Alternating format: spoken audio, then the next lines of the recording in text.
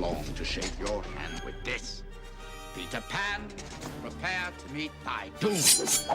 Dark and sinister man, have at thee. The critics got it completely wrong. Hook is a masterpiece. This is not just a childhood movie. It is one of the most beautiful cinematic dreams Hollywood ever created. Steven Spielberg, Robin Williams, Dustin Hoffman, Julia Roberts, Maggie Smith. A family movie that is magical, sad, funny, and grown up enough to matter. This is the kind of thing America in 2026 could never make. But the interesting thing is we usually get lulled in by that fairy tale beauty itself.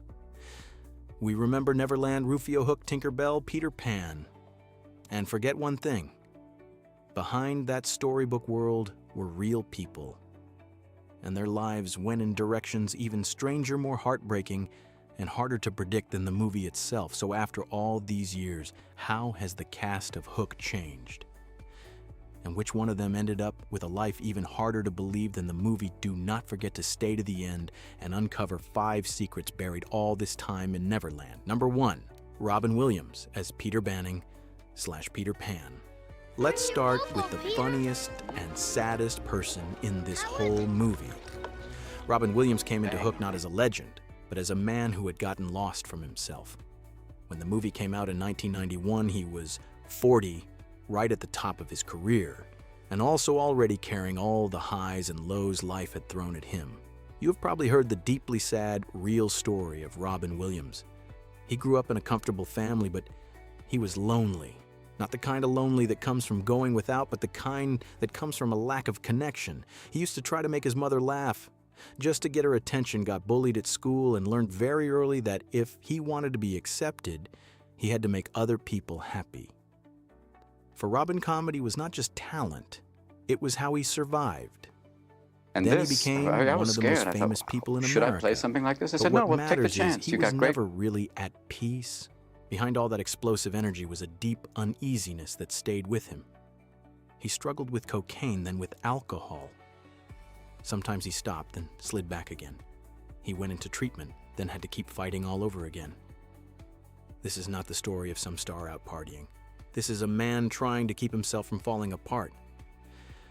The final years are what really hurt to think about. His memory started slipping. The anxiety got worse. The depression got worse. And when Robin Williams died in 2014 at 63, people realized everything had been even worse than it looked.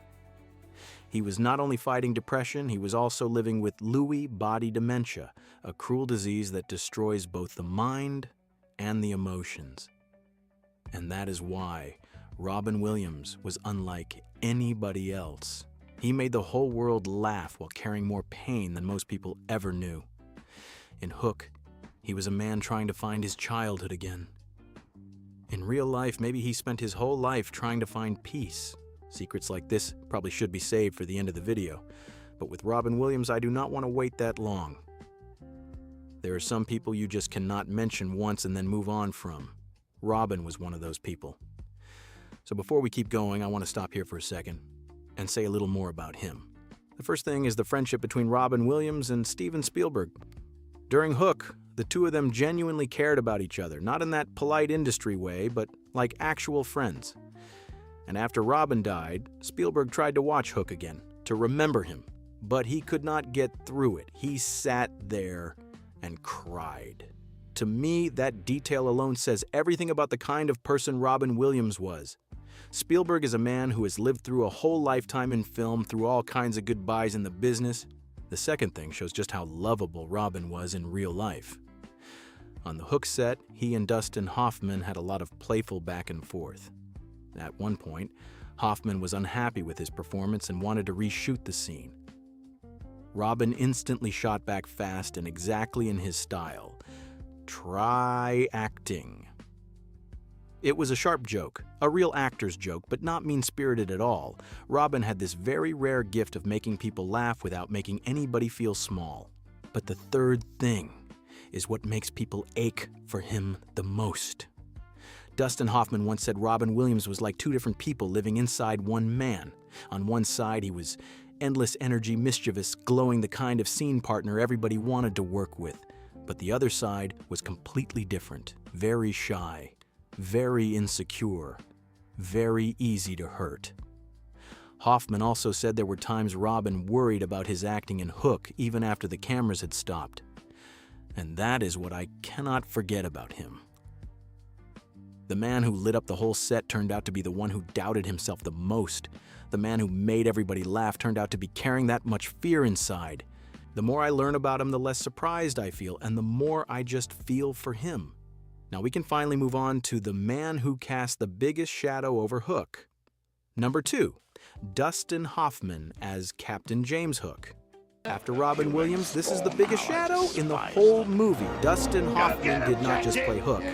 He swallowed that character whole. When Hook came out in 1991, Hoffman was 54, already a giant of American cinema, a 2-time Oscar winner, one of the faces that define New Hollywood. This year he is 88.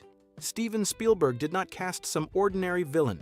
But when you look at his private life, Dustin Hoffman becomes a much darker story. The heaviest part is the series of public allegations in 2017. Reuters reported that a woman said Hoffman had harassed her when she was just 17 and an intern on the set of Death of a Salesman in 1985. Hoffman responded by saying that description does not reflect who I am and apologized for putting her in an uncomfortable situation. After that, more women came forward, and Reuters itself noted that it could not independently verify all of the additional allegations. This is not the kind of tabloid mess you can shrug off. It is a major crack in the image of a man who was once seen as a symbol of serious acting and old-school male depth. And what made it even heavier was the way it blew up in public. Also, according to Reuters, at the end of 2017, John Oliver confronted Hoffman directly on stage about those allegations. That moment is hard to forget because it showed an aging Hollywood star who was no longer protected by the old glow around him. That was when the public stopped seeing him only as a towering talent and started seeing him as a powerful man from another era being asked to answer for the way he lived and behaved. And maybe that is the real tragedy of Dustin Hoffman. His talent is still there.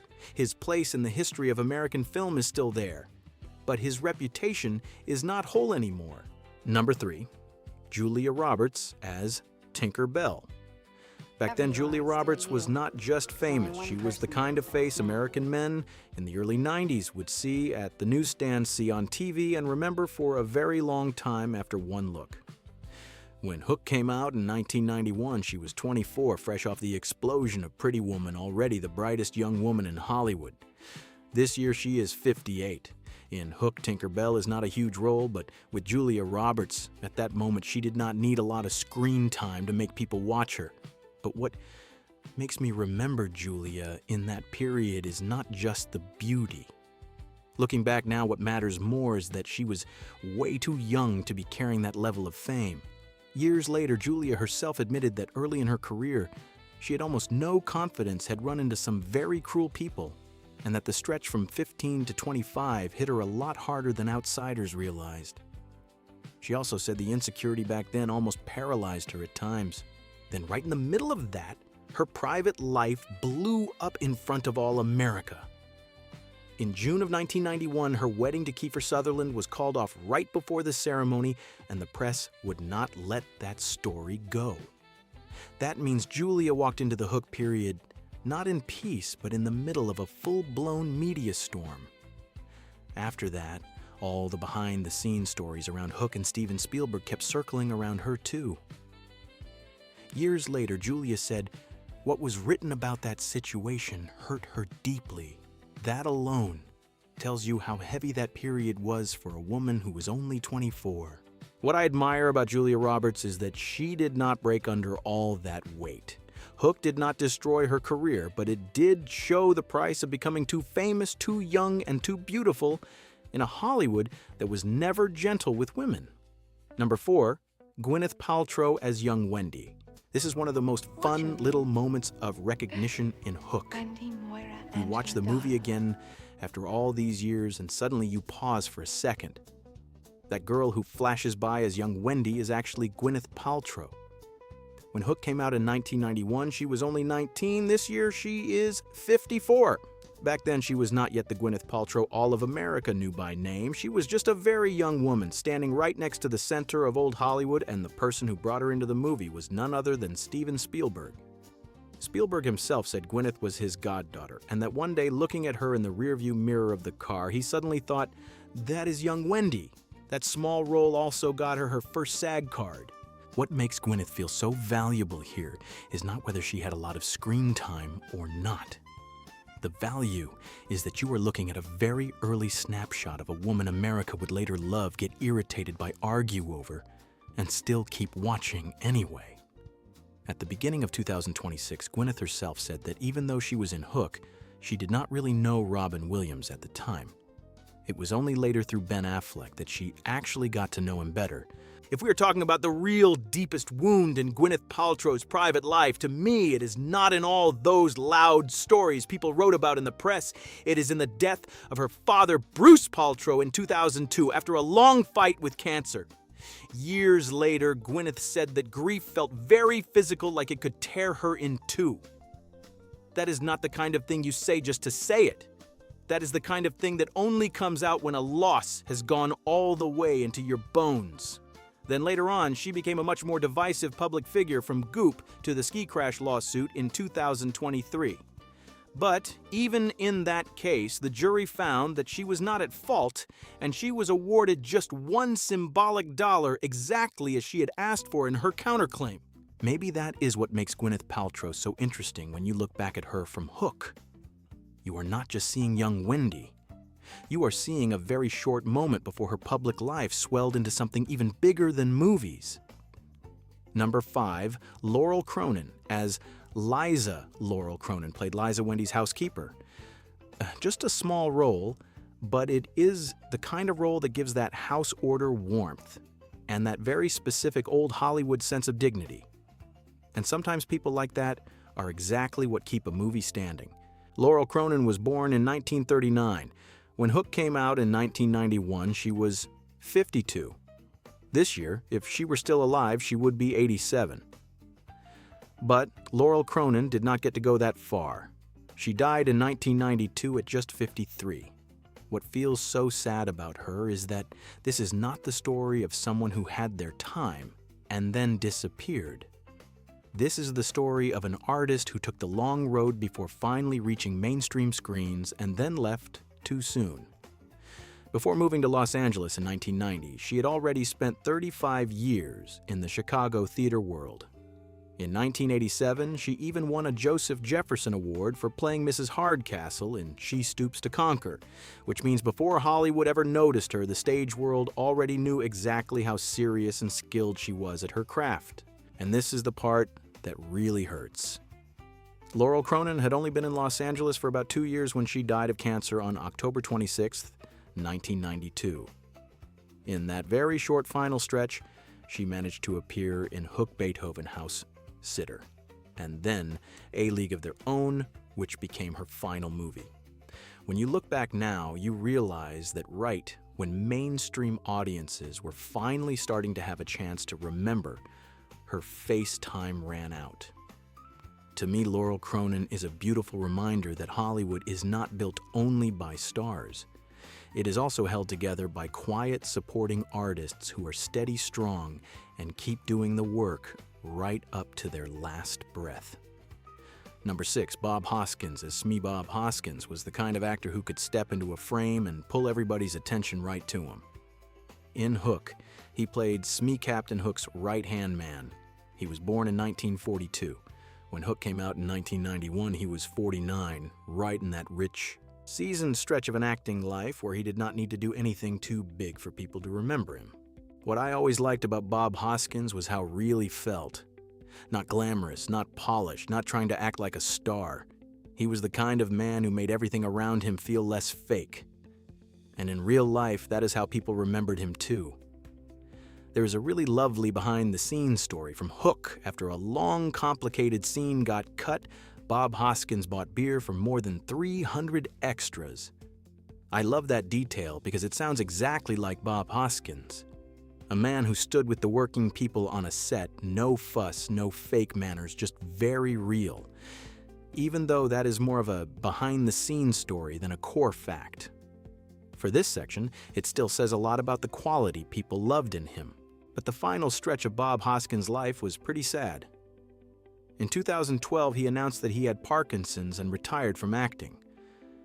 Not because of scandal, not because Hollywood turned its back on him, but simply because his body would not let him keep going the way it used to. Then on April 29, 2014, Bob Hoskins died of pneumonia at 71. Number 7, Maggie Smith as Granny Wendy. Maggie Smith played Granny Wendy. When Hook came out in 1991, Maggie Smith was 57. She was born in 1934, and by then she was already a true giant of British stage and film with 2 Oscars and a presence nobody else could copy. What makes me admire Maggie Smith is not just the talent. It is the way she went through illness and still held onto her dignity.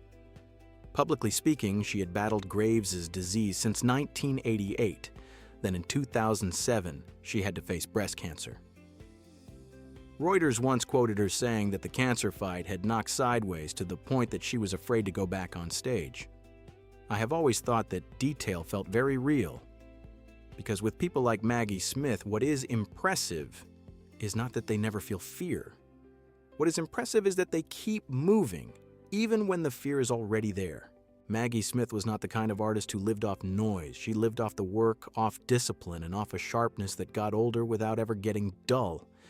Hook was not the biggest role of her life, but it was a very beautiful piece of that journey before younger generations came to know her through Harry Potter or Downton Abbey. Maggie Smith died on September 27, 2024 at 89. Number 8, Charlie Korsmo as Jack Banning. In the movie, Jack Banning was not just the little boy standing there waiting for his father to save him. He was the reminder of how far Peter Banning had drifted from his family. And what I always liked about Charlie Korsmo was that he did not play Jack like some cute child star just thrown in there. He played him with hurt resentment and that aching need to be seen by his father. That is what made the role feel real. When Hook came out in 1991, Charlie was 13. This year he is 48. What makes Charlie Korsmo interesting is not scandal or private life tragedy. It is the fact that a boy that bright almost disappeared from the screen right when people thought he would keep going a long way. Before Hook, Charlie was already a notable child actor with Dick Tracy and What About Bob? Later on, he said very honestly that he still wanted to keep acting kind of like one movie a year, but things just did not work out that way. I like that line because it is not dramatic. No big, I hate Hollywood speech. No self-pity, just a door slowly closing and life turning another way. And that other direction is what is really surprising. Charlie Korsmo studied at MIT, got a law degree from Yale, worked in public policy in Washington, worked for the EPA, then moved fully into academia.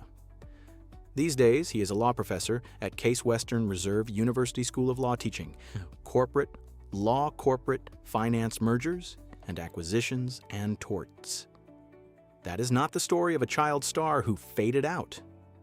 That is the story of somebody who truly changed his whole life.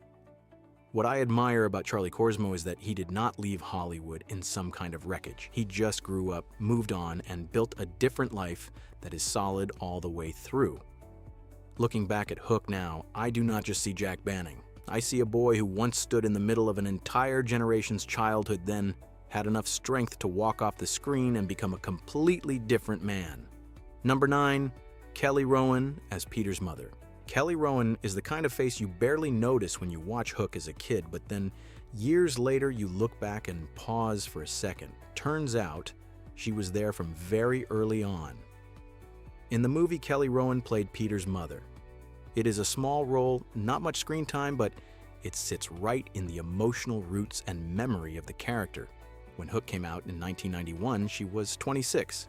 This year, she is 61. Back then, Kelly Rowan was not yet a name mainstream audiences instantly knew. She was just a beautiful, bright face and subtle enough to leave a mark even with very little time on screen.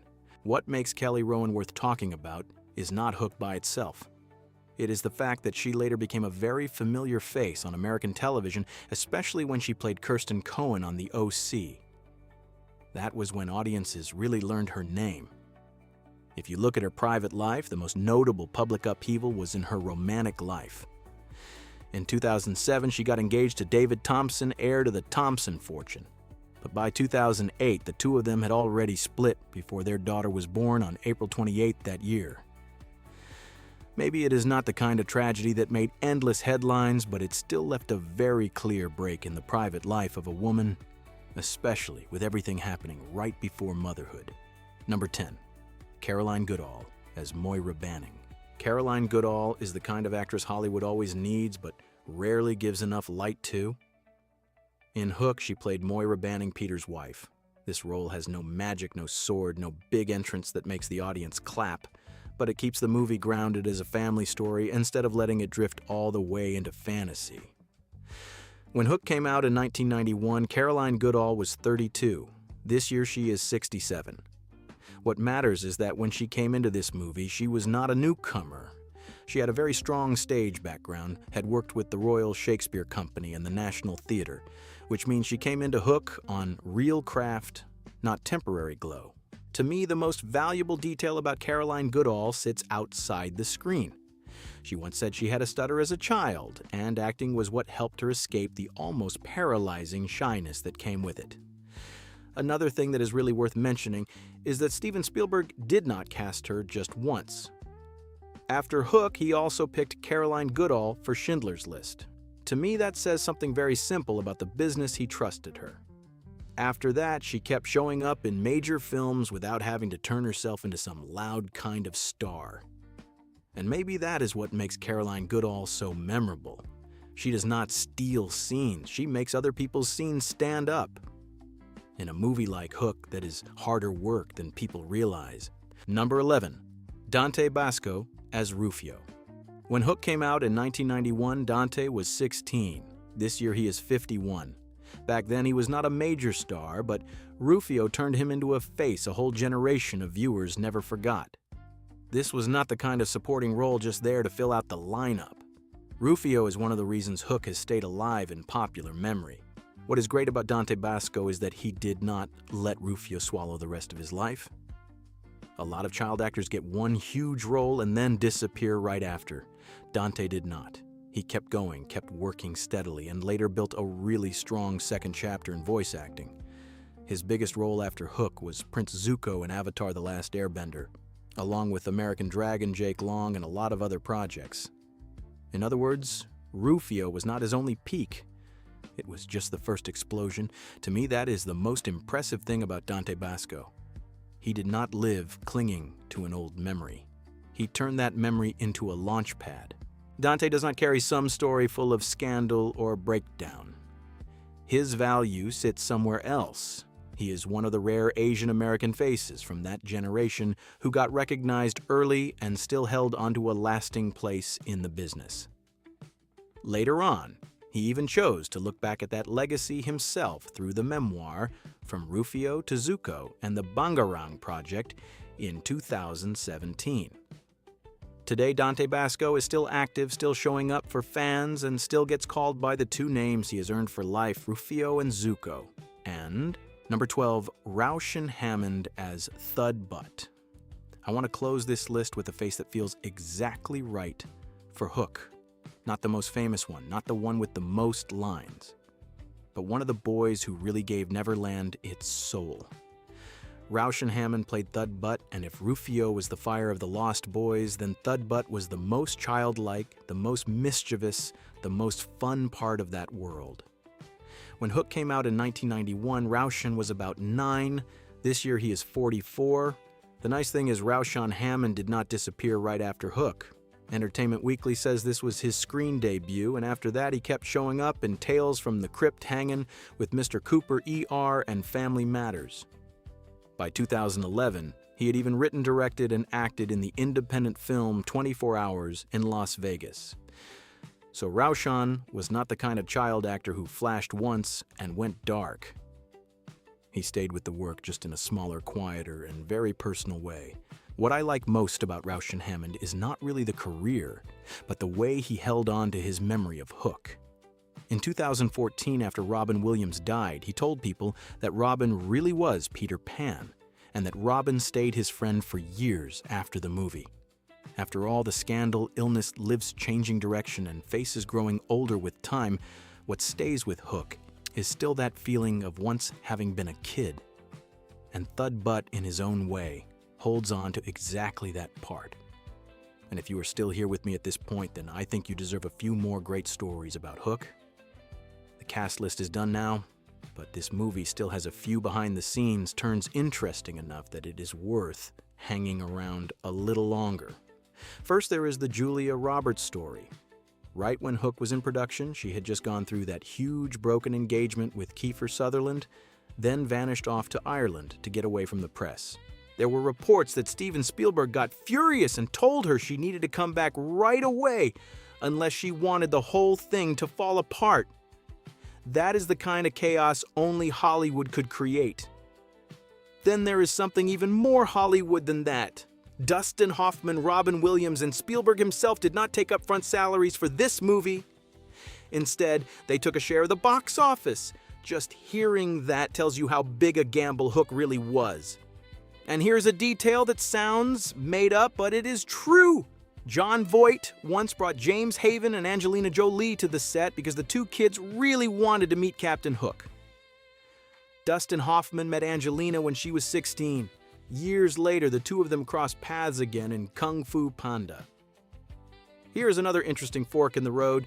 Spielberg once offered Richard Attenborough the role of Toodles. He turned it down and later became John Hammond in Jurassic Park. Just one small choice, and movie history went another direction. And I like ending with the warmest detail of all. After a big scene got cut, Bob Hoskins bought beer for more than 300 extras.